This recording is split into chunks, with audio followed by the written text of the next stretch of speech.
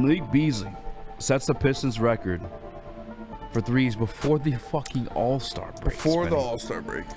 Still, what, 27 games left or yes, whatever it is? Just, this guy, he is... This guy is shooting. Malik Beasley is the best free agent signing of the NBA this year. The deal you got him on, the number he came in as 1 year, $6 million or whatever it is. He set the franchise record for threes made before the All-Star break even happened. Insane. This guy is insane. Kool-Aid just talked about it, the veteran leadership he brings in, the kind of culture that he's helped establish for the Detroit Pistons. All these guys are so close. This locker room is so close. Jaden Ivey, the second best player on your team, goes down. Malik Beasley steps up. This guy has been playing out of his mind. We saw it last night. 7 out of 10 threes. He's joking with everybody on the bench, hugging Beef Stew after he breaks the record. This team deserves a player like Malik Beasley, and Malik Beasley deserves a city like Detroit and a team like the Pistons to accept him and put him out there for what he truly is. And this man has been playing out of his mind right now. He is number 1 or number 2 in contention for 6th man of the year. Shout out to Malik Beasley, man. Shout out to Malik Beasley. Here's a dude. Now, here's a guy. No, but seriously, though, here's a guy that, by the way, when this signing was made, scratching my head. $6 million, 1 year deal. What are these championship teams doing? It blows my mind. Yeah. That he was just out there. And I see like a lot of these guys like Jose Alvarado, like all these other dudes getting crazy contracts, and Malik Beasley's just chilling. Blew my mind. And then here's the other thing too, is like he had an opportunity to go pursue a championship alongside a contending team heading into the deadline. Multiple teams called about Malik Beasley. He had a conversation with Trajan Langdon, and shout out to Trajan Langdon for respecting him and his decision, by the way, too. He wants to be here in Detroit. The culture is here. Like his friends, the vibes. He could have won a freaking ring this year. And he chose to stay here in Detroit. And then how about the fact that he did set the franchise record in threes made in a single season before the All-Star break? How about that coincides with the Detroit Pistons also being above 500 and 2 games away from a 5th seed right now? I've been pounding the table for 3 years. Get Cade shooting and defense. Get Cade shooting and defense. Stu's stepped into the defensive part. I'm waiting for Duren to meet him there, too. Well, I'm not complaining about Duren at all, by the way. Big Duren stan. When you guys talking shit about him, I was just quiet over here in the corner, like, because he's very young, very athletic. I feel like that you can mold that into almost anything. Is an effort stat there. But you finally get the shooting around him and Tim Hardaway Jr. and Malik Beasley. And as I'm praising them, Trajan Langdon batting 1,000 in the offseason with those signings. He absolutely what the hell, man? He absolutely is. This guy, Malik Beasley, is second in the NBA in three-pointers made behind only Anthony Edwards. And he's only getting paid $6 million a year.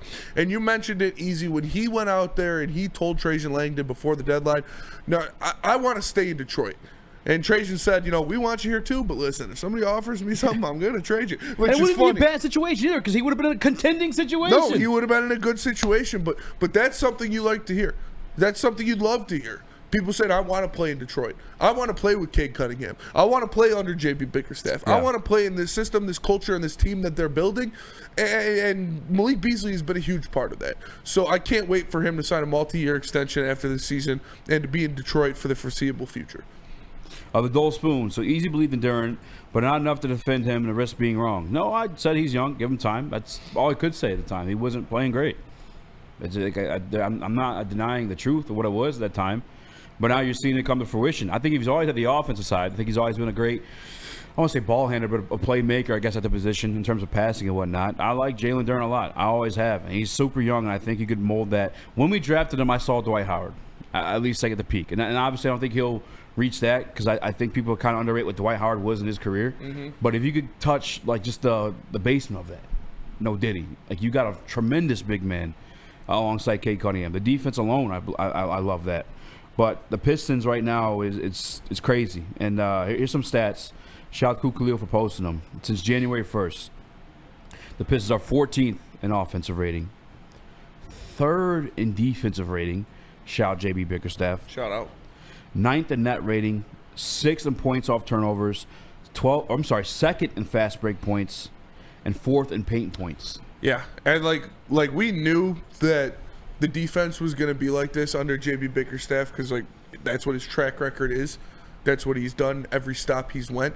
He changed Memphis's defense in the middle of the season from 22nd to 7th. Like the guy is a defensive mastermind and gets these guys to sell in or to buy in to what he's preaching.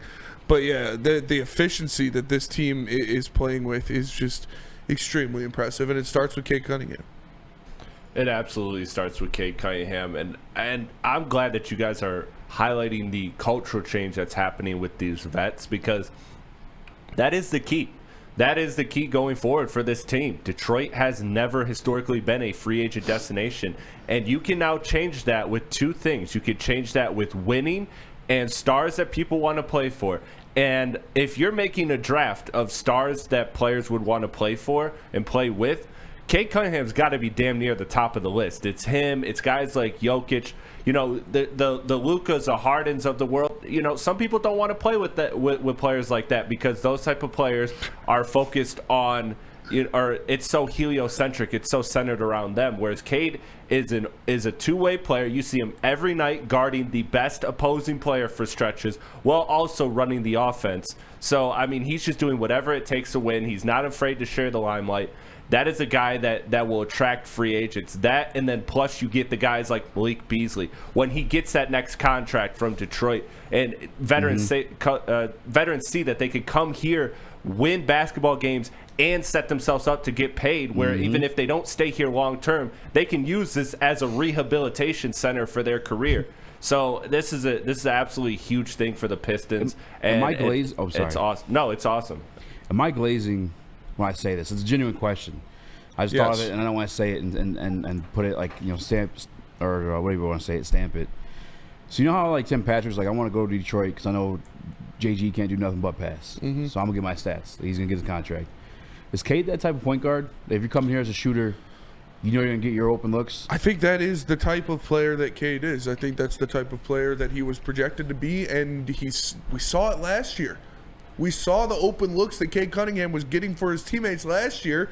It's just they were a bunch of bums and they were knocking them down. Like now you've got guys like Tim Hardaway Jr., like Malik Beasley, like Tobias Harris that will hit those open threes. So while we know what Cade Cunningham is, number one, first things first, he is a distributor. He is a playmaker. He is going to get guys open shots. And like the 3-level scorer, the efficiency when it comes to scoring the ball is something that we love to see. But the one thing Cade Cunningham does better than damn near 99% of the players in the NBA, it's get open looks for his teammates and distribute the ball to them at a high level. And that's winning basketball. And that's why I bragged on about him coming here to Detroit, and I thought we were going to see a lot sooner. But as you said, the teammates around him was garbage. Troy, I don't think Troy was bad in the draft. It was just everything else he was fucking horrendous at. The trades, the free agent acquisitions, that shit was awful. The pieces, a lot of pieces we're bragging about now. Cade was a gimme. I'll say that. Yeah, that but one you can't give him. But a Stu hits. Yeah. Flannel says it in the Woodward Sports Chat. Cade Cunningham is closer to being the NBA MVP than people think. Season ended right now. He's top 5. He's got to be. If the season ended right now, he would be top 5 in voting for the MVP. This team of the National Basketball Association. I'm telling you, Evan Mobley's going to become a Detroit Piston, and it'll be very similar to the Heat situation where because him and Cade are boys.